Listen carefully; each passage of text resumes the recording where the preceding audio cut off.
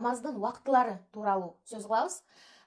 Себеби эң биринчи эле биз ушул намаздын убактысын билиш керек экен да. Эң биринчиден биз ушул намаздын убактысын билишибиз керек экен. Намаздын убактысынан анан баардыгы башталат экен, иншаллах.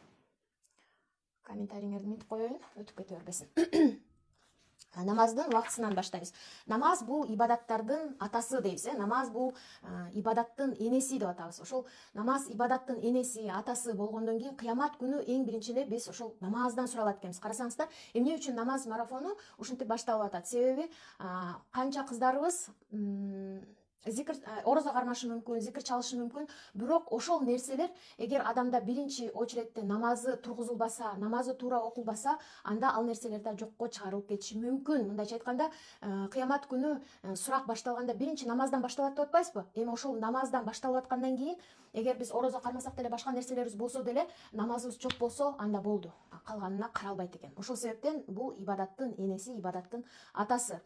Бүгүнкү темабызда иншаллах бул намаздын убактылары тууралуу сиздерге азыр кенен берип өтөм. Себеби намаздын атайын окуй турган өзүнүн мустахаб убакыттары бар. Атайын артыгыраак, ошол учурда окуган артыгыраак, мустахабыраак жана макрух деп коет. Ошол нежелательно, ошол жек көрүлгөн, ошол учурда окуган жек көрүлгөн. Мына ушул боюнча да бүгүнкү эфирден иншаллах сиздер өзүңүздөргө ала аласыздар. Эми эң биринчиден айтып өтсөм, ушул убакыт боюнча бул боюнча аят дагы бар экен. Сиздерге окуп берем, мына аятын. Мындай аят бар экен, караңыздар. Азыр убактысына ар бир намаздын, караңыздар, биздин динибизде конкретный, четкий убакыттарды да белгилеп койгон экен. Көрдүңүздөрбү? Биздин динибизде четкий ар бир намаздын убакыт сааттары белгиленген. Ошол убакыт сааттарды биз жакшылап үйрөнүп алышыбыз керек экен. Мындайча айтканда, каалаган учурда эмес, жакшылап билип алып, ошол учурларда аткарганга аракет кылышыбыз керек экен. Жана кайсы учурларда аткарган болбойт, жана кайсы учурларда аткарган жакшыраак, артыгыраак болот, ошол боюнча да билип алышыбыз керек экен, Эми караңыздар, бул аятты азыр окуйм. Албетте дейт, бул аят кетип атат. Намаз момундарга белгиленген убакыттарда аткарууга парз кылынды дейт. Көрдүңүздөрбү? Аятта келип атат. Белгиленген атайын, четкий, конкретный убакыттар бизге парз кылынган экен. Ошол убакытта бизге милдеттүү түрдө ошол убакытта аткарышыбыз керек экен. Эми кантип ошол убакыттар белгиленген? Бул аятта келип атат. Ошондой эле, мисалы азыр сиздерге биз көрсөтүп берип, устазалар айтып берип, түшүндүрүп берип, ушинтип атпайбы, үйрөтүп, монтип түз эфирге чыгып үйрөтүп атпайсызбы? Ошол сыяктуу эле Жибрейил алейхиссаламды билесиздер, бул чоң периште Жибрейил алейхиссаламды Аллах Таалам пайгамбарыбызга жөнөтүп, анан Жибрейил алейхиссалам имам болуп, пайгамбарыбыз уюп, угулуп атабы кыздар, менин үнүм угулуп атабы? Менин үнүм угулуп атабы? Жибрейил алейхиссаламга айтып берип, Жибрейил алейхиссаламды жөнөткөн Аллах Таалам. Атайын Жибрейил алейхиссалам пайгамбар саллаллаху алейхи ва салламга көрсөтүп бериш үчүн кандай окулат, атайын өзү окуп, ошол туура ошол убакыттарда келген. Мисалы, багымдат убактысында келип, багымдат намазын окуп, имам болуп Жибрейил алейхиссалам. Анан пайгамбарыбыз уюп, ошонун бүт мелочь, башынан баштап аягына чейин бүт үйрөткөн пайгамбарыбызга. Пайгамбарыбызга бүт көрсөтүп берген. Анан пайгамбарыбыз өзүнүн сахабаларына көрсөтүп берип, мына азыр бүгүнкү күнүбүзгө чейин китепте бүт жерде азыр фик илиминде бунун баары жазылган, алымдарыбыз чечмелеген, кандай, кайсы убакытта окулуш керек, кайсы убакытта артыгыраак окуган, мунун баарын биздин мазхабыбыз боюнча алып туруп, ошол азыр убакыттары айтып өтөм, Көрдүңүздөрбү? Биздин динибиз ушунчалык ар бир нерсеге көңүл бөлгөн экен. Көрдүңүздөрбү? Жөн эле алдың намаз окуш керек деп эле намаз окубайбыз, именно биз баардыгын өз ордорду менен аткарышыбыз керек экен. Иншаллах, Көрдүңүздөр, жада калса, ар бир намазда келген экен Жибрейил алейхиссалам. Ошол пешин намазында келген. Пешин кайсы убакытта окулат, Асыр намазда келген экен. Асыр намазы кайсы убакытта окулат? Бүт бардыгын айтып берип, түшүндүрүп берип, пайгамбарыбызга көрсөтүп берген экен, Андан кийин караңыздар, Аллах Таалам пендеси менен, мындай хадис бар да, бул хадис. Аллах Таалам пендеси менен уадалашат экен. Уадалашат экен, келишим түзөт экен. Мындай деген. Аллах Таалам эгер пендеси убагында, ар бир намазды убагында эрежеси менен бүт эрежелер сакталып, тышкы эрежеси, ички эрежеси, убакыттары сакталса, караңыздар, көңүл бөлүңүздөр, обязательно убакыттары, намаздын макрух убакытына өтүп кеткенде эмес, же намаз кире электе окуса эмес, а именно өзүнүн убагында эреже менен окулса, Аллах Таалам убада кылган экен, ал пендесине бейишти. Көрдүңүздөрбү? Бейишти убада кылган экен. Биз ошол убаданын ичине кирет экенбиз, качан биз намазыбызды убактысында окусак. Намазыбызды убактысынан чыгарбай, өзүнүн убактысында окусак, жана ошонун ички тышкы шарттарын сактап окуй турган болсок, ошол келишимге кирген болот экенбиз. Аллах Таала мындайча айтканда, биз билбейбиз да качан өлөбүз, качан биздин убактыбыз бүтөт билбейбиз. Бирок ошол биз өлүп кала турган учурда, ошол учурда намаздарыбызды убактысында окуп жүргөн болсок, биз Аллах Таала бизге берген убадасынын ичинде болот экенбиз. Көрдүңүздөрбү? Качан биз намазыбызды убакыт саатында окуп атканда, биз ошол убаданын ичинде болот экенбиз. Көрдүңүздөрбү? А эгерде кайсы бир адам намазын сактабаса, убактысында окубаса, эрежеси менен окубаса, ал келишимдин ичине кирбейт экен. Көрдүңүздөрбү? Анда Аллах Таала кааласа ал адамды азаптайт экен, кааласа Аллах Таала аны бейишке киргизет экен. Мындайча айтканда, ал убадага кирбейт экен. Демек, биз постоянно намаз окугандан, намаз убакыттарды постоянно жүрөгүбүздө, көкүрөгүбүздө жүрүш керек экен. Ушул келишим оюбузда, мээңизде туруш керек экен. Мен Аллах Таала пендеси менен келишим түздү, пендеси менен Аллах Таала келишим түздү. Мен ошол келишимдин ичинде жүрөмүнбү, же жүрбөй элеминби? Ошол оюңуздарда ар дайым сактап жүрүңүздөр. Эгерде сиздер багымдат намаз убагында кирди, ошол убакытта окуп атсаңыздар, демек келишимдин ичинде жүрөсүздөр, убагында сактасаңыздар. Дайыма ушул ойду өзүңүздөрдөн чыгарбаңыздар. Биз ошол биздин эң эле сактай турганыбыз ошол убакыт сааттарын сакташыбыз керек экен. Көпчүлүк учурда ошол кээ бирөөнүкү ошол көп жумушум көп болуп атат, деп кээ бирөөнүкү жалкоолуктан убакыттары сакталбай калат экен. Ошол убакыттары сакталбаса, мына Аллах Таала да өзүнүн келишимине кирбей калат экенбиз, Ошол себептен сактаганга аракет кылалы, иншаллах.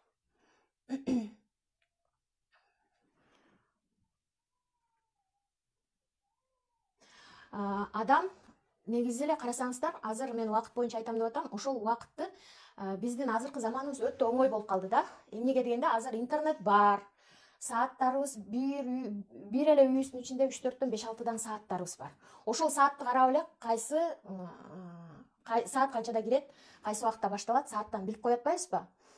Интернет Google деген бар. Googleга кирип туруп эле багымдат намазы Бишкек боюнча канча десеңер, дароо чыгып берет, Бирок мусулман киши, кыздар, мусулман киши ошол сааты жок болсо деле, мисалы сиздер азыр чөлдө калып калсаңыздар деле, чөлдөбү, каякта калып калбаңыздар, биз билишибиз керек экен, ошол күндүн жылышы менен, айдын жылышы менен, таң атыш менен, күн батыш менен биз ар бир намаздын убактысын билишибиз керек экен. Мисалы азыр элестеткиле, сиздердин колуңуздарда Google деген нерсе жок, интернет деген нерсе жок, айтып бере турган киши жок, кайсы убакта кайсы намаз кирет экен, саатыңар жок деп элестеткиле. Ошол учурда сиздер кандай окуйсуздар? Кантип кайсы убакыт, кайсы намаздын убактысы кирип атат? Кандай билесиздер? Муну сөзсүз түрдө биз намаз окуп баштаган кыздар, мына жаңы баштап аткан эжелер, кыздар бардыгыңыздар билишиңиздер керек экен. Ошол Google, интернет, саат эчтеке жок эле. Күндүн жылышы менен, күндүн таң атышы менен кайсы убакытта мустахаб окуган, жакшыраак окуган, кайсы убакытта кирип атат намаз, кайсы убакытта чыгып атат, кайсы убакытта макрух убакыт болуп калды. Ошол нерселерди баарын иншаллах мен сиздерге азыр кыскача кылып айтып өтөм. Өзүңүздөргө сөзсүз түрдө жазып алыңыздар. Жаңы ошол үйрөнүп аткан кыздар жазып алыңыздар. Ассаламу алейкум рахматуллахи ва баракатуху.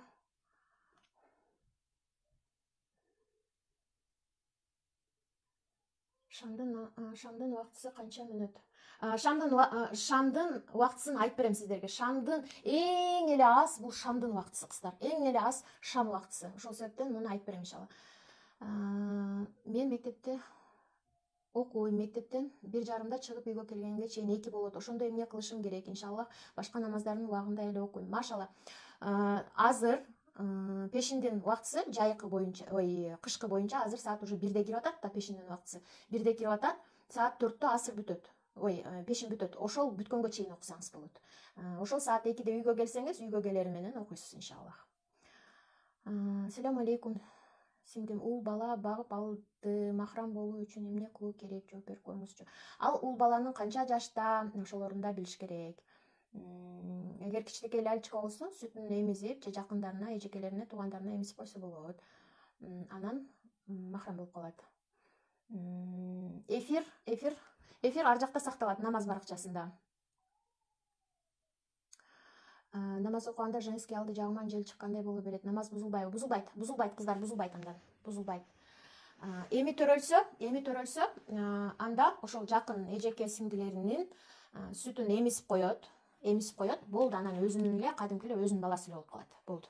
Эгер өзүнүн сүтү бар болсо, өзүнүкүн эмизип койсо боло берет. Эгер жок болсо, анда башкалардыкын эмизип коет, туугандарыныкын, иншаллах. Анан өзүнүн бир тууган эже сиңдилери болсо, ошолордун эмизип койсо болот. Өзүнүн баласы болуп калат, иншалла. Эми кыздар кете берели, дальше кете берели. Багымдат намазынан баштайлы. Багымдат намазы кайсы учурда башталат? Азыр намаздын убакыт сааты жөнүндө айтып берем дебедимби? Намаздын убакыт азыр сиздердин колуңуздарда, сиздер чөлдө калып калдыңыздар, элестетиңиз. Колуңуздарда эчтеке жок, саат деген жок. Google программа деген жок. Google саат канчада деп басканда чыга турган, Ошондо кантип айырмалайсыздар, кантип билесиздер? Ва алейкум салям. Багымдат намазы чын таңдан баштап, мен алаксыбай турушчу унутуп коеюн, ата алаксып кетип атам. Багымдат намазынын убактысы чын таңдан баштап күн чыкканга чейинки убакыт багымдат намазынын убактысы. Чын таңдан баштап күн чыкканга чейинки убакыт. Бизде мындай түшүнүк бар. Караңыздар, фик илиминде чын таң жана жалган таң деп келет. Чын таң деген кайсы? Жалган таң. Мисалы караңыздар, жалган таң деген бул как будто бизге кажется таң атып келатат. Азыр мисалы саат канчада кирип атат багымдат намазы? 6:30-6:20. Азыр декабрдын 10 болуп атат, кыш. Азыр 6:20 багымдат намазы кирип атат. Эми биз чын таң менен жалган таңды кантип айырмалайбыз? Жалган таң бул асмандын прям ортосунан башталат экен дагы, анан бүт асманга тарайт экен, актык. Бул учурда бул жалган таң болот экен. Чын таңды кантип айырмалай билебиз? Ал чыгыштан башталат экен дагы, анан аз-аздан бүт асманга жарыгы тарайт экен. Бул чын таң дейт экен. Бул баягы орозо туткан убакытта өтө керек болот да, өтө керек болот. Мисалы азыр биз буга башыбызды оорутпай деле койсок болот да. Себеби азыр эми соткаларыңар бар, саат деген бар. Бирок силер аны билип алышыңар керек. Бул нерсе керек сиздерге, билип алышыңыздар керек. Чын таң деген ошол күн чыгыш жактан бир аздан агарып баштайт экен да, бүт анан асманга тарайт экен. Ошондон баштап анан эмеге чейин 8:15-те, азыр данный моментте 6:20 кирип, 8:15-те күн чыгып атат. Ошол убакытка чейин багымдат намазы. Эми караңыздар, мен сиздерге айттым, ар бир намаздын мустахаб убакыттары бар деп атам. Мустахаб деген бул ошол учурда окуган жакшыраак деген сөз. Мустахаб деген котормосу жакшыраак. Мисалы, жакшы деген нерсе бар. Эгер убагында окусак жакшы, бирок пайгамбарыбыздын да хадистеринде келген да, андан дагы артыгыраак, деп келген. Ошол артыгыраак убакыт кайсы убакыт? Багымдат намазынын, өзүңүздөргө жазып алыңыздар, багымдат намазынын артыгыраак окула турган убактысы бул качан? Жарыктык түшүп калган кезде. Жарыктык, мисалы, эшикке чыкканда, эшикте уже бир аз жарыктык түшүп, кичине буюмдар көрүнүп калат го, ошол учур экен. Ошол учурда окуган абзелирээк болот экен, мустахабыраак экен, сооптуураак экен. Мына азыр хадисти окуп өтөм, караңыздар, жазып алсаңыздар да болот. Пайгамбар саллаллаху алейхи вассалам мындай деп айткан экен: багымдат намазын жерди жарылтып окугула деген экен. Анын сообу эң улуу болот деген экен. Көрдүңүздөрбү? Жер жарылтып окугула. Баягы уже жерге жарыктык түшүп калганда кичине буюмдар көрүнүп калат го. Мисалы, азыр өзүбүздүн убактыбыз боюнча ала турган болсок, 6:20 багымдат кирип атат деп койгула. Ошондо азыр Бишкектики менен айтып атам кыздар. 7:30, 7:40 уже эшикке кадимкидей жарыктык түшүп калган болот. 7:30. Ошол убакыттарда окусак жакшыраак болот экен. Бул эркектерге тиешеси жок, кыздар. Эркектер азан чыгып, өздөрүнүн мечитине карайт ошол жакта. Мисалы, сиздер аялдар үйдөсүздөр да багымдатта. Ошол үйдөсүздөр, анан кайсы учурда мага жакшыраак болот? Кайсы учурда мен көбүрөөк сооп ала алам? Пайгамбардын хадисинде төп келет деген убакыт кичине мына эмеден караңыздар. Эшикке чыгыппы, же эмеден ачып көрүп, штораңарды карап, эгерде эшик кичине жарык түшүп калган болсо, азыр саат 7:30-7:40 жарык түшүп калган болот. Ошол учур абзелирээк болот экен. Ошол учурда окуган жакшыраак болот экен. Көрдүңүздөрбү? Анан караңыздар.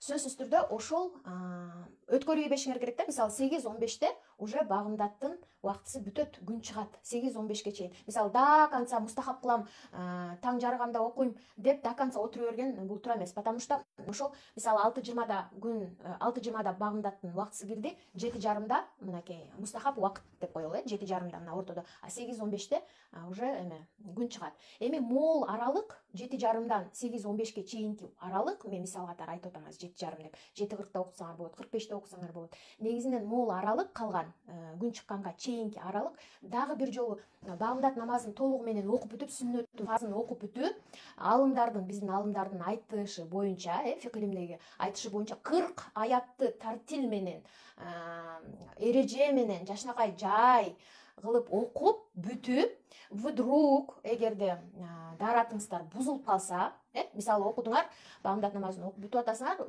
мына азыр жел чыгып кетип атат деп атпайбы? Анысы кандай ушу жел чыгып, же билбейм кандайдыр бир причина менен дааратыңыздар бузулуп калды деп коеюн, Ошол бузулуп калса дааратыңыздар, кайрадан барып даарат алып, кайрадан 40 аятты шашпай, тартип менен, тажвид менен, эреже менен жашынакай кылып кыраат кылып окуп бүтө тургандай убакыт болуш керек деп атат. Көрдүңүздөрбү? Ушунчалык убакыт калыш керек. Ошол убакыт демек ортодогу убакыт мустахаб экен. Саат 7:30да азыр. Жайында башка убакыт болот. Багымдаттын убактысы азыр кенен 2 саат убакыт берилип атат, 6:30дан баштап 8:15ке чейин. Бирок ошол до конца 8ге чейин таштаган болбойт экен, А 7:30да уже таң уже эшикке кичине таң түшүп, эшикке буюмдар көрүнүп калган учур эң жакшы убакыт экен. Мустахаб убакыттардын бири экен. Багымдат намазын билип алдыңыздар. Эми кыздар ушул эреже менен окуйсуздар. Күн чыгып баратканда намазды, багымдат намазын окусаңыздар деле уже ал казага кирет. Потому что күн чыгып баратканда 8:10-8:15те күн чыгат. Күн чыгып бараткан учурда кыйналбай эле койсоңуздар болот. Уже күн чыккандан кийин деле уже окусаңыздар болот. Потому что уже күн чыгып аткан учурда мен жетишип калам деп окусаңыздар, все равно ал болбойт. Потому что күндүн кичине бир аз уже эмеси башы көрүнсө эле болду, ал уже каза болгон болот намаз. Азыр да бул жерге да токтолобуз иншаллах. Багымдат намазын мустахаб убактысын жазып алгыла өзүңүздөргө.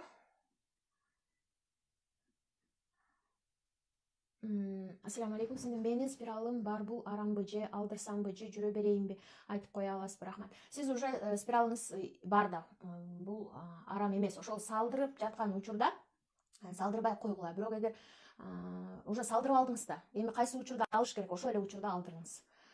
Негизинен бул шариатта жакшы көрүлбөйт да, спирал. Бизде саат аркада, бир аз 8де эшикке жарык эми түшө баштаган убагы болот. 8:30да окусак боло береби же кечигенби? Сиздер өзүңүздөрдүн немеңиздерди караңыздар. Азыр мисалы сиз кайсы жактасыз? Россияндан өйдө түндүк тарап болсоңуз, анда ошол жака карашыңыз керек да. Ошол жакта багымдат канчада башталып атат? Анан орто жерин алышыңыз керек да. Главное ошол азыр айтып өтпөдүмбү? Мисалы эгер 8:30да сиздерде күн чыкса, анда сиз ошол күн чыкканга чейин 2 жолу багымдат намазын дагы бир жолу толугу менен 40 аят кошуп туруп окуп бүткөндөй убакыт калыш керек деп атат, Ошол убакытты калтырып окуйсуз.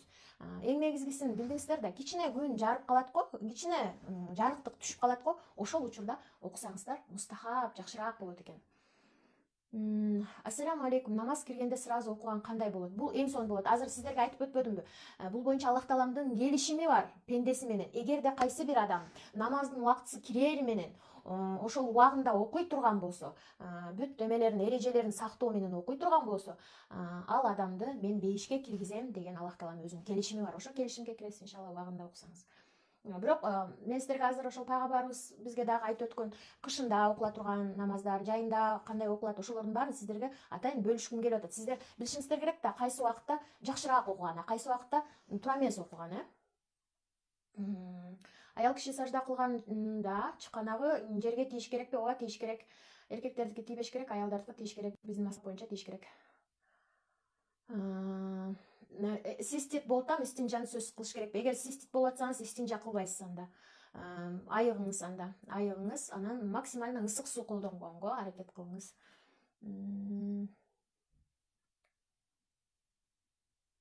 Устаза, мен суроом бар эле, кашымы терип жүрүчүмүн. эми оронуп намаз окуп, багымдат намазын окуп баштап 5 убакыт намазга жыгылганы аракет кылып жатаман. Кашты тергенден кийин кайра өстүрсө болобу? Болот. Эми сиз азыр кашты терген харам экенин билдиңиз да. Билдиңиз. Эми иншалла тобо кылсаңыз, Аллах Таала мурда кылган күнөөлөрүңүздү кечирет иншалла.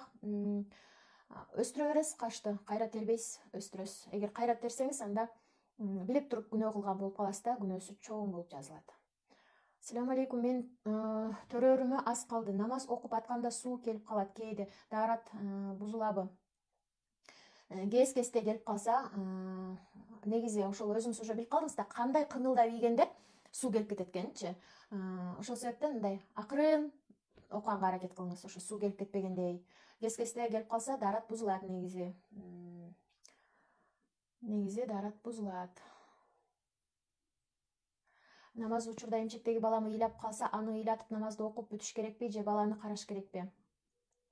Сиз максимально даярданышыңыз керек. Ошол балаңызды сооротуп, айтып атпаймынбы, намазды баштаганга чейин сахабалар кандай даярданышкан? Антип даярданбаса дагы, мисалы, хотя бы даярданыңыз, ошол балаңызды алаксатта турган бир нерсени сосканы оозуна салып, ошол 10 мүнөт тынч отуруп тура тургандай бир нерсени берип, колуна оюнчуктарды карматып, же болбосо уктатып, ошентип даярдап коюп туруп анан окуңуз да. Болбосо намаз окуп атып, анан бала ыйлай берсе, же намазыңыздан жок, же баланы да ыйлатып, ошондой болуп калат да, кыжалат болуп. Гусул алгандан кийин астынан суу чыкса, кайра гусул аламбы? Жок, гусул албайсыз кайра. Гусул алгандан кийин астынан суу чыкса, кайра гусул аламбы? Албайсыз. Гусул өткөн болот. Салам алейкум. Тахажжуд окуу жолун түшүндүрүп коесуңарбы? Сөзсүз уктап туруш керекпи? Тахажжуд боюнча буюрса сиздерге атайын нафил намаздар боюнча деп эфир кылабыз. Кыскача айта кетсе, тахажжуд намазын эгерде сиз түнчүндө ойгоно алам деп өзүңүзгө ишенсеңиз, анда ойгонуп окуган бул жакшыраак, сооптуураак. Жана түндүн 3төн акыркы бөлүгүндө окуган сооптуураак. Түндүн 2-нчи бөлүгүндө окуганда сооптуураак. Эгерде түнчүндө тура албайм, 2-нчи 3-нчү бөлүгүндө десеңиз, анда жатып атканда саат 11:de эмес, 12:de окуп алсаңыз деле жакшы болот. Бирок именно Аллах Таала бул дүйнөнүн ааламына түндүн 3-нчү бөлүгүндө иншалла келет экен. Сурагандар барбы? Кабыл кылайын, сураган берейин. Истигфар айткандар, күнөөмдү кечир деп сурагандар барбы? Күнөөсүн кечирейин деп ошол түндүн 3-нчү бөлүгүндө келет экен да. Ошол себептен канчалык биз уктап анан турсак, канчалык биз ошол кечирээк окусак, ошончолук сооптуураак боло берет экен. Бирок эгер тура албасаңыз, 1-лерде деле, 12:de деле окуп жатсаңыз сооп ала бересиз иншалла. Чачты түйүп хиджаб кийсе болбойт деген хадис бар дейт го, ошондойбу? Желкеге түйсө болобу? Мына могу жерге эле түйүп аласыздар, могу жерге эле мынтип түйүп аласыздар. Эң негизгиси баягы пайгамбардын хадисинде ал эме төөнүн өркөчүндөй кылып, баягы могу жерге мынтип мындай кылып кылган болбойт. Бул жака боло берет.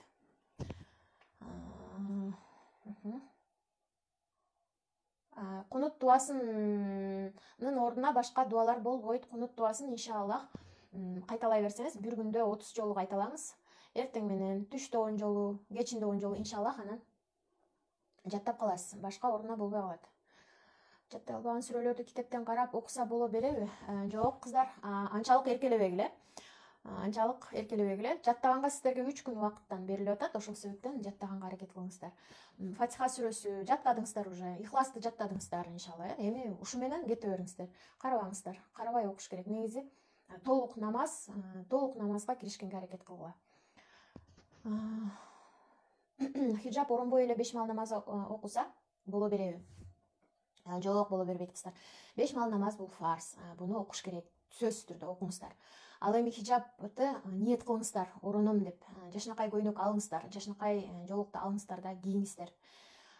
Эгер мисалы жакындарыңардан, иштеген жердегилерден уялып атсаңар, бир билип койгула, Аллах үчүн эгер ошолорду таштап, Аллах үчүн, Аллах ыраазычылыгы үчүн деп хиджаб кийген болсоңуздар, Аллах Таала сиздерди бүт эшигиңиздерди ачат.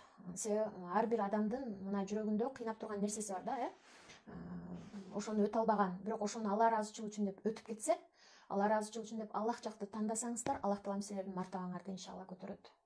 Эки дүйнө көтөрөт.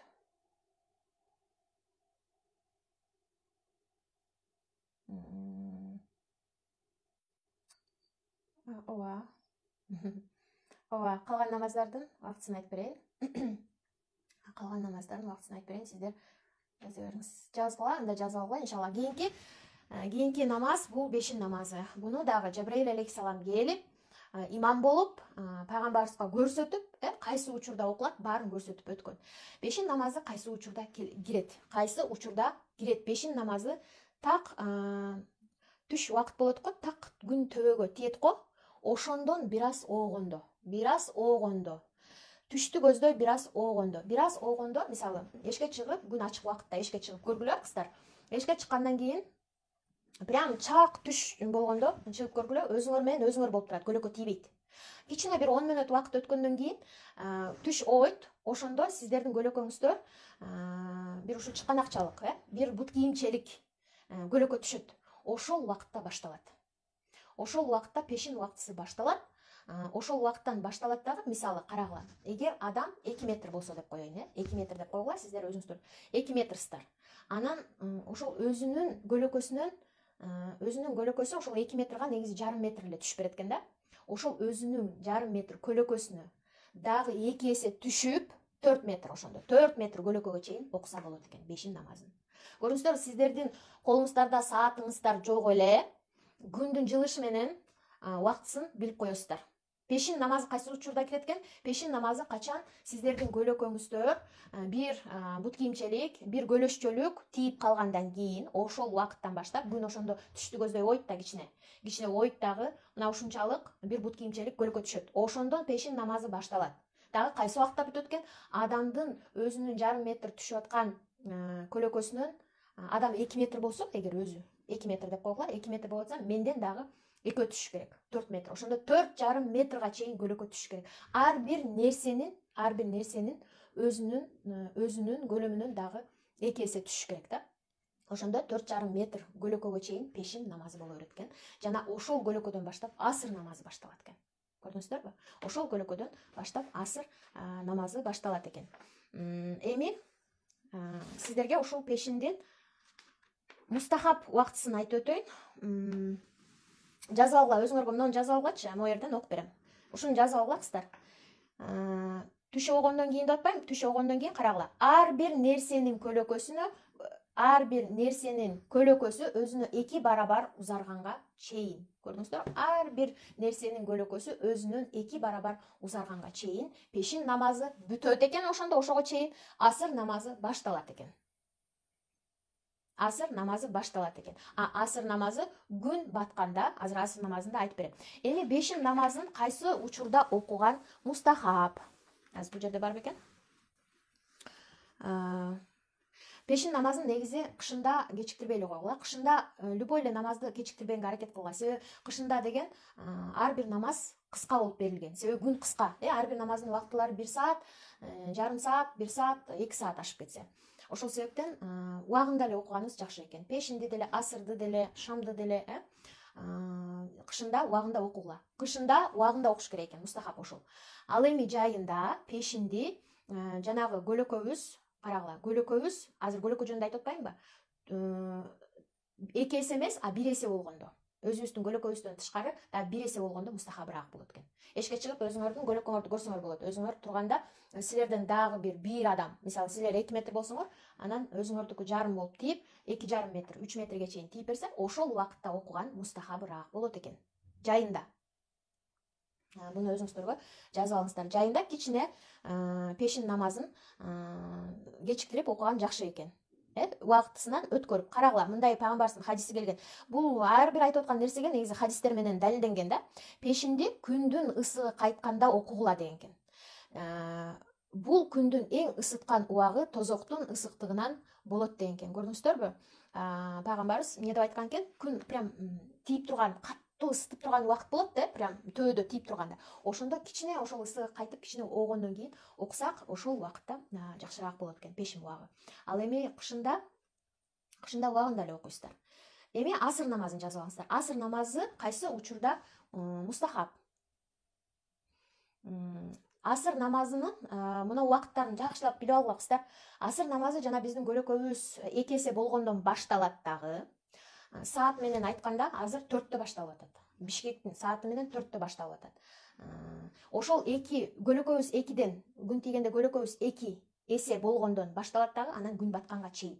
Күн батканда караңыздар, күн батканда шафак деген нерсе бар. Күн батып атканда, кой тургула, шафакка келбей тургула, күндү айтып өтөйүн.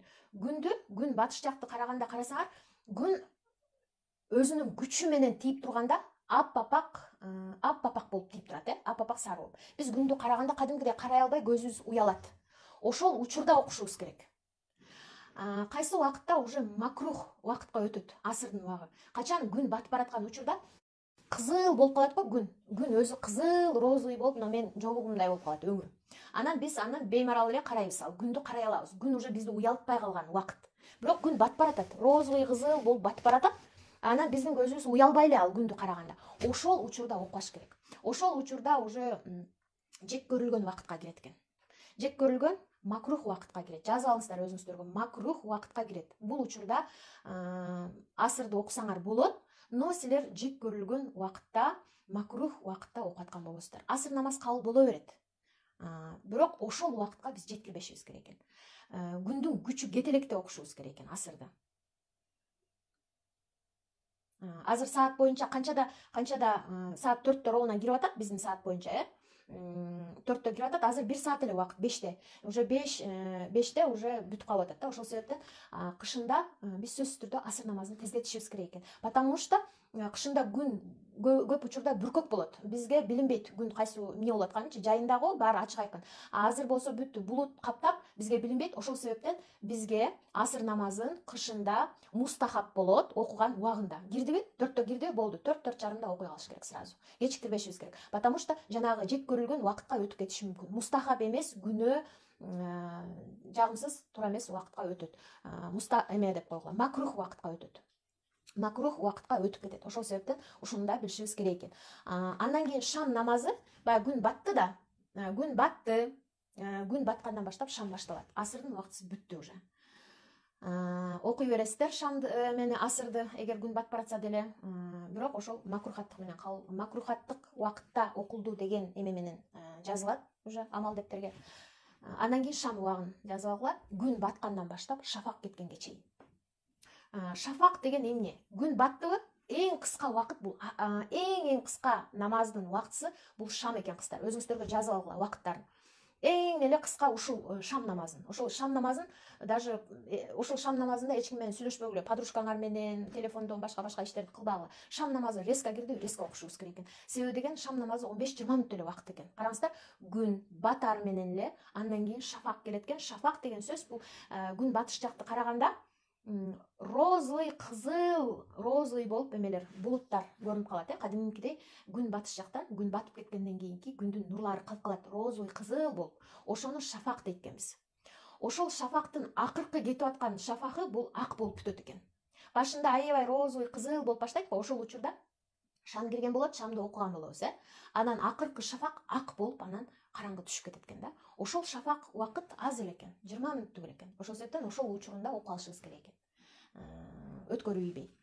Себеби уже ак шафак кеткенден кийин жылдыздар пайда болот. Пайгамбарыбыздын ушу хадисинде келген, жылдыздар тарап пайда болуп, тарап кеткенге чейин шам намазын убактысында окушубуз керек экен. Көрдүңүздөрбү?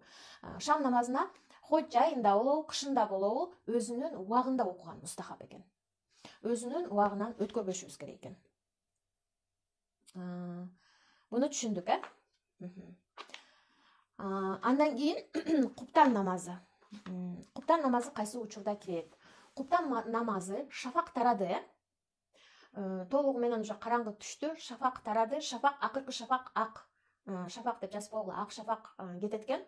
Түшүндүңүздөр, шафак дегенди. Бул күн баткандан кийинки нурунан калып калган баягы кызыл, розовый нерселерди шафак дейт экенбиз. Акыркы шафак ак болуп анан тарап кетет экен. Ошол актык толугу менен караңгы киргенден кийин, ак шафакта кеткенден кийин болду. Ошо куптан намазы башталган болот дагы.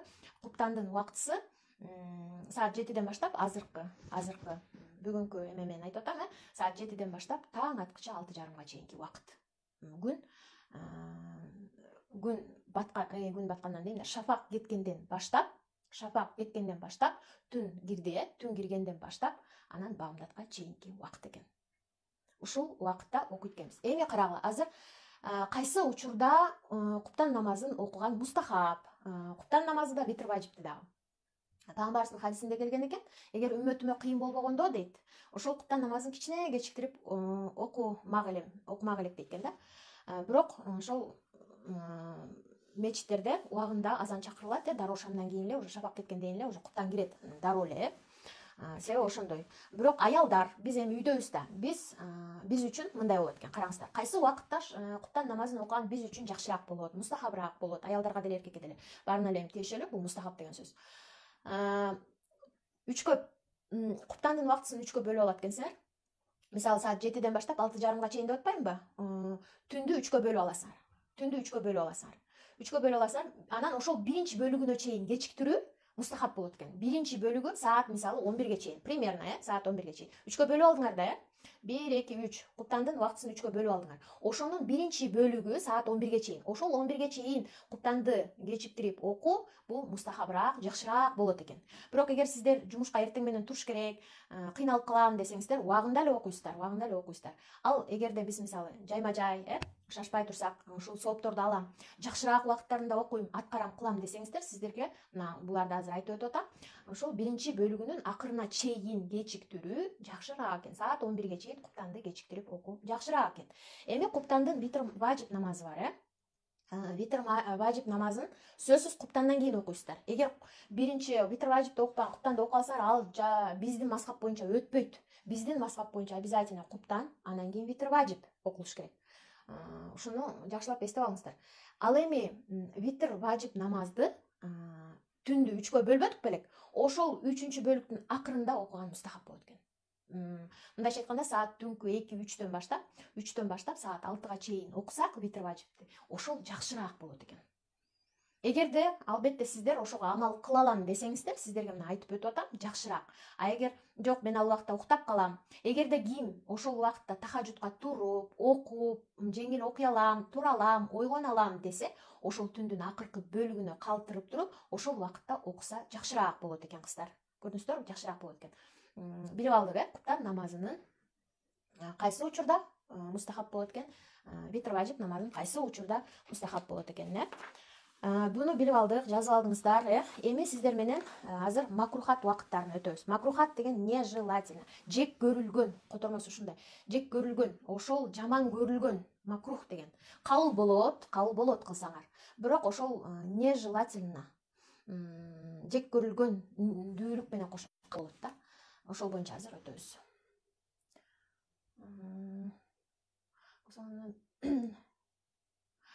Ассаламу алейкум устаза, гусул алганда дубасын окуй албай калса гусул өтөт. Кыздар, гусулдун дубасын айтпасаңар дагы гусул өтө берет. Ал гусулдун дубасын айтыш керек деген ал фарз эмес, ал важип эмес, ал сүннөт эмес. Биз дубасын айтпай койсок деле өтө берет. Эң негизгиси гусулдун 3 фарзы кылынса болду, гусулдан өтө берет. Биринчи фарз оозду жуу, мурунду жуу, анан толук денеге суу жетүү. Болду, ушул 3 шарт аткарылдыбы, ниет кылса да кылбаса да гусул өтөт.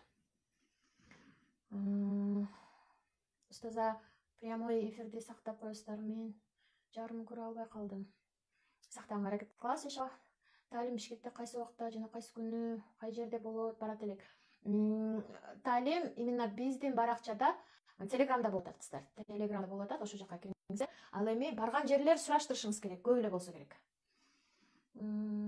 Мустахаб дегендин мааниси бул жакшыраак, артыгыраак, абзелирээк деген сөз. Мисалы, ар бир нерсенин иштин жакшы кылганда жакшы убактысы бар, анан жакшыраак да убактысы бар. Ошол жакшыраак убактыларын азыр силерге бөлүшүп өттүм, Аллахым ыраазы болсун. А мен устаза ушул прямой эфирде киргизип коесузбу? Ооба, киргизем. Александр конечно, болуп кызыл эмес. Выделениясынын өңү бузулса, коричневый болуп кызыл эмес. Анда оорулук кан, истихаза кан, анда дарыланышыңыз керек. Бул сурооңузга түшүнбөдүм. Намаз токтотуш керекпи болсо, кандай болсо? Эмеби, выделенияңыз, Жок, сиз биринчи деген ошол месячныйыңызды эсептешиңиз керек да, канча күн келип атат. Мүмкүн ал месячныйдыр. Эгер ал месячный болбосо, анда оорулук канга кирет. Ал учурда сиз үзүрлүү болосуз, токтотпойсуз үзүрлүүлөрдүн үзүрлүүлөр дарат алганда, мисалы пеш намазга дарат алса, хоть миллион жолу каны келип, выделениясы келсе деле асырга чейин дараты бузулбайт. Канча кааласа Куран окуй берет, канча кааласа намаз, нафил намаздарды башкаларды кыла берет. Бирок асырга кайрай алат. Дарат алып жатканда бирөөгө сүйлөсө болот, эфир сакталабы? Алып жатканда бирөөгө сүйлөсө, негизи сүйлөбөгөн жакшы. Азыр мустахабыраак деп атпайсызбы, жакшыраак. Ошол дарат алып атканда дараттын сөздөрүн ичибизден, ниетибизде айтып турушубуз керек. Оозубузду чайкап аткан учурда, Аллахым, ушул пайгамбарыбыздын Каусар суусунан ичире көр, Каусар суусун бере көр деп ошентип айтышыбыз керек. Мурдубузду жууп аткан кезде, Аллахым, өзүңдүн ушул бейишиңдин жытынан жыттаттыра көр деп. Бул арабча дуалар. Кыргызча деле ушинтип ниет кылып айта бересиздер. Ушинтип айтышыңыздар керек ниетикти ичиңиздерден. Ар ким менен сүйлөшкөн ал туура болбой калат анда. Бирок дараттан өтө берет. Аллах ыраазы болсун. Мен Куранды жакшы көргөн каарылардын окугандай кылып окусак болобу? Албетте болот, албетте болот. Өзүңөрдүн жакшы көргөн каарыларыңардай кылып окугула. Мына Умида сизди билем, машалла, биздин кайсы потокто окуп бүткөн окуучуларыбыздан. Наоборот, өтө сонун болот. Наоборот, сиздерге айтып атпайсыздарбы? Ошол өзүңөргө жаккан каарылардын немесин коюп, атайын качать этип алгыла, YouTube'дан көргүлө, кошо туурагыла, окугула, кайра жакшы болот. Каза намаздарды ошол каза намазга ниет кылдым. Бешин намазынын казасын окуганга деп ниет кыласыздар. Каза боюнча да өтүлөт иншалла кыздар. Кадимки эле ниет кылгандай эле ниет кыласыздар. Только ошо каза деген сөзү кошулат.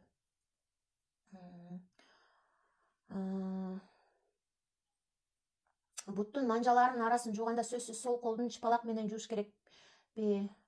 Ооба. Буттун манжаларын жууп атканда удобный да, ушул сол кол менен, мына сол меники кыздар. Сол менен мынтип жууган удобный. Мынтип жууган удобный. Ушинтип жуйсуздар. Эки дүйнө бактылуу болуңуздар. Амин, ажмайын кыздар. Эми мустахабтар, макрухтарды жазып алыңыздар. Макрухтар. Кайсы учурда нежелательно? Намазды кайсы учурда окуган нежелательно? Макрух амал деген бул жек көрүлгөн амал. Куранды айымдар үн чыгарып окуса болобу? Өтө сонун болот кыздар. Особенно эгер жаттап атсаңыздар, көркөм, жана балдарыңарга стихотворенияны, мен балдарыма стихотворенияны жаттап атканда катуу көркөм айткыла дейм да. Ансыгар силер дагы эгер Куран жаттап атсаңыздар же окуп атсаңыздар, эгер, конечно, жаныңарда адамдарга мешайт этпесеңиздер, үйдө эч ким жок болсо, тынч болсо, анда катуу эле үнүңүздөрдү чыгарып окусаңыздар болот кыраат менен. Өтө сонун болот наоборот. Катуу үндү чыгарып окуганда башкача сооп аласыздар. Жаныңарга периштелер тура келет, Үйүңүздөр, постоянно айтып калам, үй бул жандуу нерсе да, үй, биздин үй, бул да жандуу нерсе. Буюрса, мүмкүн бул боюнча да айтып берем, биздин үйүбүз да жандуу нерсе. Анан үй угат да силердин үйүңөр, силердин төшөгүңөр, үйдөгү посудалар, силердин бүт сүйлөп аткан сөздөрүңөрдү угат. Силердин энергетикаңарды билет, ошол сыяктуу силер үйүңөргө эмнени берсеңер, үйүңөр да силерге ошол энергетиканы берет. Гүлдөрдүн баары түбү, кыямат күнү биздин үйүбүз да сүйлөйт, гүлдөрүбүз да сүйлөйт, баарынын оозу болот, кулагы болот, баардыгы бизге күбөгө өтөт. Ошондо эгер сиздердин бул боюнча көп хадистер келген. Ошол биздин төшөгүбүз бизге дуа кылат, биздин үйүбүз бизге дуа кылат, Ошол себептен биз өзүбүздүн үйүбүздү бапестешибиз керек экен. Көбүрөөк ошол Куранды өзүңөр окуй алсаңар, окуп турушуңар керек. Жолдошуңар окуп туруш керек. Же болбосо билбесеңер окуганды, анда жанагы атайын дисктан коюп, Куранды окуттуруп коюшуңар керек. Менин этек кирим келип бүткөндөн кийин дагы кан аралашкан выделение келе берет. Намаз окуганда даратты жаңылайм, усал алышым керекпи? Сиз биринчи билип алышыңыз керек да, канча күндө бир ошол таптаза болуп токтойт. Себеби этек кирип келгенден кийин аягында сары болуп мазайт этип, күрөң болуп калат да, ошол күрөң болгон учурда бул этек киргес саналат. Сары болгон учурда кандай, мисалы, сүттүн сарысындай болсо, ак болсо, анда этек кир токтоду деген сөз. Ошого чейин күтүшүңүз керек да, ошого чейин прокладкаңызды карап күтүшүңүз керек. Андан кийин анан уже гусул алышыңыз керек. Күрөң болуп келсе, кайра гусул алганга туура болот. Жакшылап жуушуңуз керек анда. Эгер спираль бар болсо, анда ошол жакта калып келип атышы мүмкүн, анда жакшылап жууш керек. Эми караңыздар, нежелательный убакыттарды жазып алыңыздар. Макрух убакыттар. Кайсы учурда биз намаз окусак болбойт? 3 учурда намаз окусак болбойт кыздар. Биринчиси бул күн чыгып бараткан учурда, күн чыгып бараткан учурда, күн көтөрүлүп уже чыгып бараткан учурда намаз окуган таптакыр болбойт. Намаз окуган болбойт, күн чыгып бараткан учурда тилават сажда кылган болбойт, нафил намаздарды окуган болбойт, фарз, каза намаздарды окуган болбойт экен. 3 учурда, күн чыгып бараткан учурда, анан тик башыбызга тике, прям чак түштө тике тийип турган учурда, тике күн бизге тике тийип турган учурда биздин көлөкөбүз эч жака түшпөйт, потому что биздин үстүбүзгө тийип турат да. Ошол учур бир 10 мүнөттүк эле учур кыздар. Ошол 10 мүнөттүк учурду өткөрүшүбүз керек экен. Ушул учурда тике башыбызга тийип турган учурда тилават сажда кылган, жаназа намазы окуган, нафил намаздарды окуган, каза намаздарды окуган, кыскасы намаз окуган болбойт экен. Анан 3-чү убакыт бул күн батып бараткан учурда. Күн батып бараткан учурда кайсы намазды окуганга болот? Күн батып бараткан учурда ошол күндүн асыр намазын окусаңыздар болот жанталашып.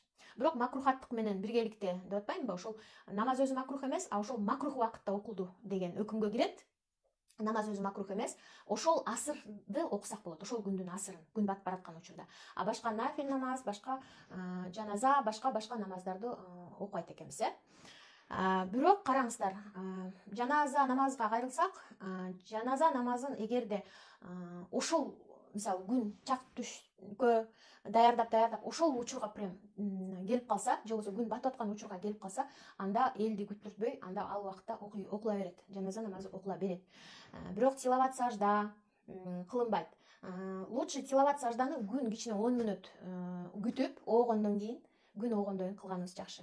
Күн 10 мүнөт күтүп чыккандан кийин анан тилават сажда кылганыңыз жакшы. Тилават сажда деген бул Куранды окуганда, Куранда тилават сажда кыла турган жерлер бар, Куранды окуп аткан кыздар билет. Ошону айтып атам.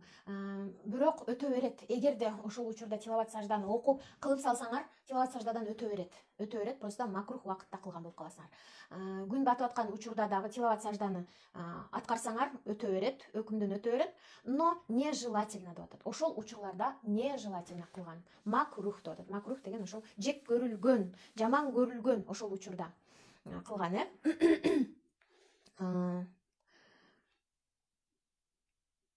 жек көрүлгөн, жаман көрүлгөн деп атабыз, жек көрүлгөн, жаман көрүлгөн деп атабыз. Эми караңыздар, кайсы учурда таптакыр намазды окуган болбойт, кайсы? Багымдаттын убактысы кирип атпайбы кыздар? Саат 6:30 кирип атат дейбиз. Ушул саат 6:30 баштап 8:15 бүтүп атат деп атабыз, багымдатты 6:30 кирди, 8:15 бүтүп атат деп атабыз, азыр Бишкектин убактысы менен. Ушул аралык ичинде кыздар нафил намаз окуган болбойт экен. Багымдаттын сүннөтүн, фарзын окусак болот, каза намаздарды окусак болот, бирок нафил намаз окубашыбыз керек экен. Нафил болбойт экен бул учурда. Ушунда өзүңүздөргө жазып алыңыздар. Каза намаздарды негизи китепте нежелательно деп келген, бирок эгер мен өлүп кетем, өлүп калышым мүмкүн деген коркунучта, кой мен батыраак казаларыман кутулушум керек деген нерсе болсо, анда окусаңыздар болот. Бирок ушул нежелательный убакыттарды сиздер менен атайын бөлүшүп атам. Ушул убакыттарда окуйсаңар. 6:15 багымдат кирет го, ошол багымдат чыкканга чейин нафил намаздарды окуган болбойт. Мисалы, көбүрөөк сооп алып калайын деп кээ бирки кыздар ушул убакытта нафилдердин түрлөрүн окуй беришет, шүкүр намазы, доо намаз деп. Ошолорду ушул убакытта окуйсыңар. Бул убакытта канча кааласаңар, Куран окуп, зикир чалып, ибадаттарды кыла бересиңер, бирок намазды күн чыккандан кийин окуйсуздар. Нафил намаздарды күн чыккандан кийин окуйсуздар. Күн чыккандан кийин, кичине көтөрүлгөндөн кийин окуйсуздар. Бирок эгерде сиздер багымдатта эмеге мечитке барып калдыңар дейин, аялдар, же пешинде мечитке прям чак түштө барып калдыңар дейин, же болбосо күн баягы асыр убактысында да окуган болбойт да. Асыр убактысы киргенде, асыр убактысы чыкканга чейин окуган болбойт нафил намаздарды. Ошол убакытта эгер мечитке барып калсаңыздар, тахиятул масжид деген нафил намаз бар. Ошону окуй бересиңер. Эгер мечитке барып калсаңар, бул нафил намазга кирет. Тахиятул масжид намазын мечиттен окусаңыздар болот. Жазып алыңыздар, бул мечит акысы намазы 2 рекет окулат. Ниет кылдым, Алла ыраазычылыгы үчүн тахиятул масжид намазын окуганга деп ниет кылып туруп эле 2 рекет намаз, мечиттин акысы деген намазды берип коесуздар. Ушул эле намазды ушул убакыттарда окусаңыздар болот экен. жаназа эгер уже даяр болуп калган болсо чыгарыш үчүн болот экен бул убакыттарда окуган. Тилават сажда нежелательно, бирок аткарып салсаңар өтөт экен. Бирок башка нафил намаздарды, каза намаздарды дагы асырдан кийин, мисалы асырдан кийин жазып алыңыздар. Асыр намазы киргенден баштап асыр намазы чыкканга чейин нафил намаздарды окуган болбойт. Бирок казадан коркуп атсаңар, каза намазын окусаңыздар болот. Но нежелательно, негизинен нежелательно. Ушул 3 убакытта. Күн чак түшкө эми ал бат эле өтүп кетет, 1-15 мүнөттүк эле убакыт. Бирок ушул экөөнү жазып алыңыздар. Багымдат киргенден багымдат чыкканга чейин нафил намаз окубайсыздар. Күн чыккандан окуйсуздар. Асыр намазы киргенден асыр намазы чыкканга чейин нафил намаз окубайсыздар. Каза намаздар окуса болот, кабыл боло берет. Эгер окусаңыздар, көрүңүздөр, бул убакытты макрух деп атпайбы? Бул убакытта окуган жек көрүлгөн деп атат, жек көрүлгөн, нежелательно деп атат. Бул убакытты билип алдык,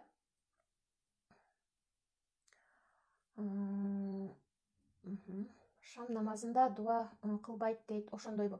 Бул бидаят. Шам намазында дуа кылбайт деген бул бидаят, бул эч жерде жок. Дуаны канча кааласаңар кыла бересиздер. Кечээ күнү бир кызыбыз эме суроо берип аткан, азанда азан учурунда музыкаларды өчүрүш керекпи, мультиктерди токтотуш керекпи деп. Ушул суроолоруңар машалла жакшы экен. Ушул азан учурундагы дуаны айткым келип атат да. Азан учурунда дуаны жаттап алыңыздар сөзсүз түрдө. Бул өтө керемет. Аллахумма рабба хазихи даавати тамма деп башталат азандын дуасы. Сөзсүз түрдө. Себеби бул пайгамбардын көп хадистери келген. Азандан кийинки дуа кайтарылбайт. Азандагы кылынган дуа биз сурасак бир нерсени Аллах Таала бизге сөзсүз берет экен. Ошол себептен кимдин үйүнүн жанынан азан чыгып атса, бул өтө сонун иншаллах. Азанды пайдаланыңыздар. Сөзсүз түрдө азан айтып атканда кошо туурап айткыла. Аллаху акбар деп айткан сайын кошо айтып, ар бир сөзүн айтып аягында дуасын билсеңиздер, айткыла, билбесеңиздер өзүңүздөр үчүн дуа кылыңыздар. Эң заветный мечталарыңарды, максаттарыңарды, балдарыңарга, ата-энеңерге дегиле эмне дуаларыңыздар болсо, бүт ошол азандан кийин наоборот максимально берилип дуа кылыңыздар иншаллах. Мына бидаят, бул шам намазынан кийин дуа кылбайт деген андай жок. Шам намазынан кийин канча кааласаңар нафил окуйсуңар, канча кааласаңар дуа кылсаңар болот. Дуа бул өзүнчө бир ибадат да. Дуаны наоборот ар бир намаздан кийин дуа кылганга аракет кылгыла. Ва алейкум салям. Анда Куранда окуп атканда тилават саждага жетип калсак, токтотуп туруп, ошол макрух убакыт бүткөндөн кийин улантабызбы? Эгерде именно ошол, карагыла, ушул жакшы суроо экен, машалла Умида. Эгерде именно ушул күн чак түш убакытында тилаватты окудуңар, китепти. Же болбосо прям уже күн чыгып атат, силер жана тилават турган аят, андай кезде макрух болбойт. Дароо окуп туруп, дароо тилават сажда кылсаңыздар макрух болбойт. Бирок алымдардын айтымы боюнча кичине бир күтүп турса болот. 10 мүнөт күтүп туруп, эси шашпасаңар. Анан 10 мүнөттөн кийин тилават сажда кылып койсоңор болот. Нафил намаз деген, нафил намаздардын буюрса, бул боюнча кенен маалымат беребиз. Нафил намаз мисалы күн чыккандан баштап ишрок намаз деген бар. Бул пайгамбардын хадистеринен окусаңыздар, иншалла айтып беребиз го. Ушунчалык керемет намаз, Күн чыккандан кийин ишрок намаз, андан кийин күн кичине көтөрүлгөндөн кийин, өйдөлөп калгандан кийин саат 10-11лерде духа намаз деген бар, авабин намаз дегендери бар, шамдан кийин окула турган, таспих намаз дегени бар. Тоо намазы, шүкүр намазы, тахаджуд намазы, ушунун баары бул нафил намаздарга кирет. Нафилге ниет кыласыз. Нафил намаздар бул өтө керемет намаздар. Бул пайгамбар сөзү окуган, бизге да көрсөтүп берген. Бул иншаллах булар үчүн да биз чоң соопторду алабыз. Биз кыздар негизи 5 мал намазыбыз менен чектелип калбашыбыз керек экен. 5 мал намазыбыздан кийин дагы эми 5 мал намазыбызды үйрөнүп бүтүп, анан нафил намазды да жашообузга киргизишибиз керек экен, иншаллах. Себеби алар үчүн да биз чоң соопторду алабыз. Себеби айтып атпаймынбы, бейиш бул элестеткиле бир бош мейкиндикти. Анан ошол бош мейкиндикке шаарды, үйдү, ошол жерге дарыяларды өзүбүз курат экенбиз. Мындайча айтканда, биз ар бир нафил намаздарды, парз амалдарды кылган сайын, зикирлерди, Куран окуган сайын, ибадат кылган сайын, садака берген сайын, жакшы нерселерди кылган сайын, биз өзүбүздүн бейишибизге эмне үйлөрдү сала берет экенбиз. Биздин ихласыбызга, ниетибизге жараша, эгер амалыбызды начар кылып койсок, мүмкүн начар үй салынат. Толук ыхласыбыз менен, чын жүрөгүбүз менен кылсак, Аллах таалам чоңураак косурларды берет. Косур деген дворецтерди, чоң үйлөрдү куруп коет экен, бейиште. Мына көрдүңүздөрбү? Биз бул дүйнөдө канчалык ибадатта болсок, канчалык салават айтсак көбүрөөк, канчалык зикирлерди айтсак көбүрөөк, ошончолук биз аркы дүйнөгө, өзүбүзгө эмне кетип атыптыр? Материалдар кетип атыптыр.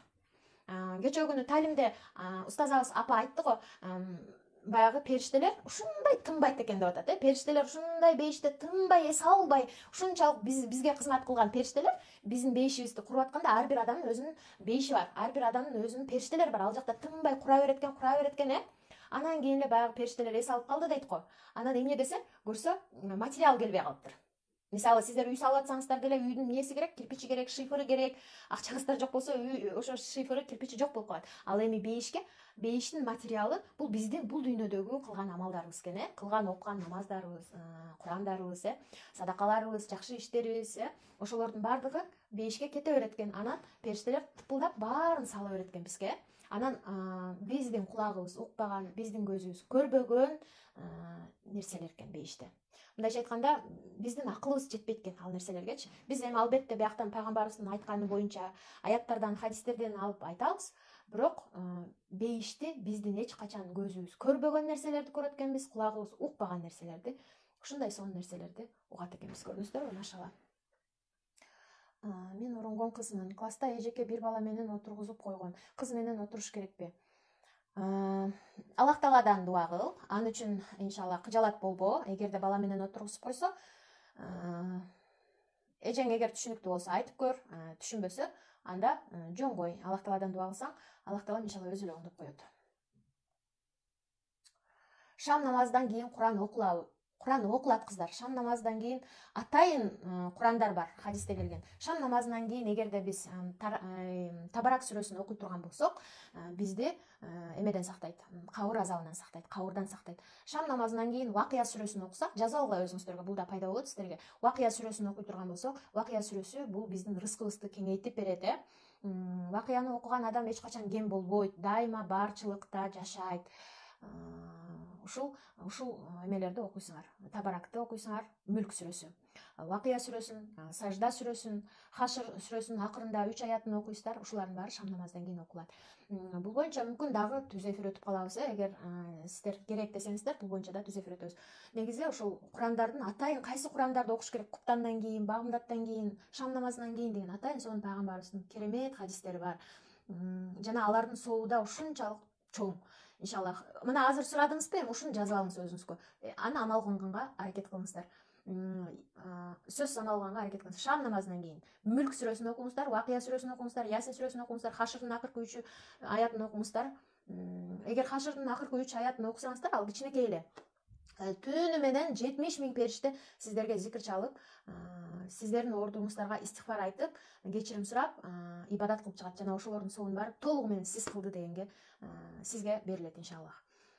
Жана ошондой эле ошону Багымдатта да ошондой кылсаңыз, күндүз шамга чейин ошондой сооп аласыз иншалла. Ташаххуд намазында 5 маал намаздын эле сүрөлөрүн окуйбузбу? Тахажжуд, тахажжуд намазында 5 маал намаздын эле ооба. Тахажжуд нафил намазбы, тахажжуд намазбы, кайсы намаз болбосун, ошол эле жаттаган эле сүрөңөрдү кошо бересиңер. Канчалык көп жаттасаңыздар, ошол улам жаттаган сүрөңөрдү кошо бересиздер, иншалла. Азыр уже убакыт бир топ болуп кетиптир кыздар. Эфирди сактап коёюн, бул жака иншалла сакталат деп эле ойлоп атам. Кимдер көрбөсө көрүп алышат. Эң негизгиси баардыгыңыздарга түшүнүктүү болдубу кыздар? Кайсы убакыт макрух, кайсы убакытта нежелательно окуган, кайсы убакытта мустахаб, бияка жазып коюңуздар. Кимдер өзүнө конспект кылып жазып алды? Жазып алган кыздарды да билип алайын. Мен өзүмө конспект кылып жазып алдым деп жазып коюңуздар.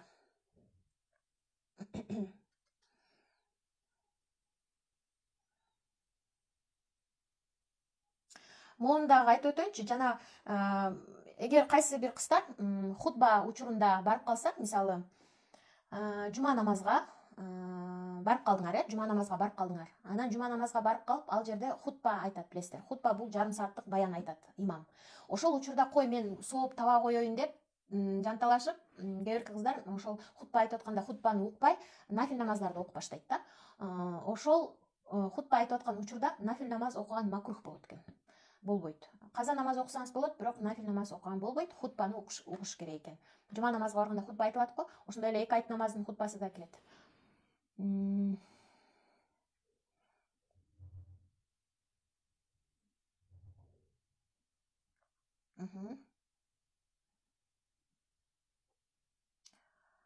Түз эфир алдын ала айтылабы? Ооба, түз эфир намаз баракчага айтылат. Намаз баракчага улам айтып атам, кыздар. Намаз баракчада түз эфирге киргиле 5 мүнөт калды деп. Вакыяны окуп, анан улантабызбы кийинки аяттарды? Вакыя деген сүрө бар, атайын. Курандын ичинде Вакыя деген сүрө бар. Буну намаз, шам намазын толугу менен бүтөсүңөр го, толугу менен шам намазынын 3 рекет фарзын, 2 рекет сүннөтүн толугу менен окуп бүткөндөн кийин Куранды алып алып, анан Вакыяны окуйсуздар. Вакыяны окуган адамдын рызкысы кең болот, бай болот, бүт жагынан. Вакыяны Табаракты окуйсуздар. Убактыңыздар болсо Сажда сүрөсүн окуп коесуздар. Андан да убактыңыздар болсо Ясин сүрөсүн окуп коесуздар. Бул негизи Сажда сүрөсү менен Табарак сүрөсү бул кабыр азабынан сактайт. Кабырыңыздарда нур болот, жарык болот. Бул боюнча көп пайгамбардын хадистери келген. Мен Нуржамал намаз убактыларын жазып алдым. Машаллах, азаматсыз. Мен жаздым дейт Гума. Машаллах, азаматсыздар. Машаллах, жазып алыңыздар. Атайын мына сиздер үчүн деп ушул убакыттарды айтып берип атабыз. Сиздер жазып алсаңыздар, сиздерге да пайда болот, Машаллах. Биз да сүйүнүп калабыз. Биздин да убактыбыз текке кеткен жок. Билесиздер, канчалык сиздер акылдуу болбоңуздар, канчалык сиздердин адамдын мээси күчтүү иштебесин, все равно унутат. Ал эми жазылган нерсе ал унутулбайт. Жазылган нерсени 1 жылдан деле, 2 жылдан деле окуп, эскерип, оюңузга түшүрүп алса болот экен. Ошол себептен ким жазбаса, кыздар, сөзсүз түрдө жылдырып, билесиздер, жылдырса болот, башына, ортосуна, аягына келтирсе болот. Бул IGTV'ге сакталат да. Сөзсүз жазып алыңыздар. Кайсы учурда мустахаб болот, намазды окуган жакшыраак болот, а кайсы учурда макрух болот, Намаз баракчага кантип киребиз? Буюрса, намаз баракча кийинкиси азыр эле запрос жөнөтүп койсоңуз болот, Ясина намаз деп эле. Ошол жака сразу киресиздер. Ал эми эмеге Телеграмга кириш үчүн кийинки 20-январда башталат. Ошого кирсеңиз болот. Ясин сүрөсүнүн кээ бир аяттарында Вакыя сүрөсү келет экен. Жок, Ясин сүрөсү деген башка, Вакыя сүрө деген башка, экөө башка. Мисал үчүн Куран окуучу эч ким жок болсо, бирөөгө багыштап жатканда үнүн чыгарып окуйбузбу? Үнүңүздү чыгарып окусаңыз деле боло берет, багыштап жатканда, дуа кылып атканда, эгер үйдүн ичинде эч ким жок болсо, үнүңүздү чыгарсаңыз деле болот, ичиңизден айтсаңыз деле болот, акырын сүйлөп айтсаңыз деле болот, боло берет, кандай болбосун болот.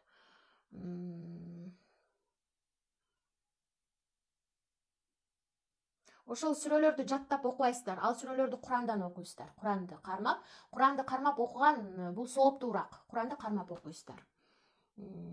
Жакшы. Көп жакшы инфо алдым, жаздым. Аллахым разы болсун. Амин. Машалла кыздар, жазып алсаңыздар. Ким жазып алса азамат. Ким жазып алса азамат. Эстеп калам деген кыздар азамат эмес. Себеби эстеп калбайт. Адам эстеп калса 1 ай эстеп жүрөт, 2 ай эстеп жүрөт, андан унутулат. А ким жазып алса ал түбөлүктүү калат анык. Сөзсүз окуш керек деген нерсе жок шамдан кийин. Окуса сооп алат. Окуса бүт ошол пайгамбардын хадисинде келген, жана избранный хадис деген китепти сатып алыңыздар, тандалган хадис деген. Ошонун ичинде кенен айтылган иншаллах. Эмесе Аллахым баардыгыңыздардан разы болсун. Урматтуу эжекелер, кыздар, буюрса намазыңыздарды убагында окуп, ушу биздин ушунча аракет кылып атабыз, эми тургузуп кеткенге аракет кылыңыздар. Жоолук салынам, хижап кийем деп жүргөн кыздар, сөзсүз хижап кийиңиздер, жоолук салыныңыздар, эч кимден тайманбаңыздар. Потому что бул дүйнө убактылуу. Бул убактылуу дүйнөдө биз эгер Аллахтын ыраазылыгын тапкан болсок, биз анда өзүбүздүн 2 дүйнөлүк жолубузду түзгөн болобуз. Анда биз эгер Алла ыраазычылык үчүн кылсак, Аллах Таала бизге баарын бизге иштеттирип коет, кыздар. Эгер биз бирөө үчүн, бир адамдын ыраазычылыгы үчүн, бир адам жаман көрөт мен хижап кийсем, жоолук кийсем деп бир адамдын ыраазылыгын карасаңар, ошол адамдарга көз каранды кылып коет Аллах Таала. А эгерде сиздер Алла ыраазычылыгы үчүн деп намаз окуп, Аллах ыраазычылыгы үчүн деп хижап кийип, Аллах ыраазычылыгы үчүн деп жоолук салынсаңыздар, Аллах Таала ошол адамдын баарын сизге багынтып коет.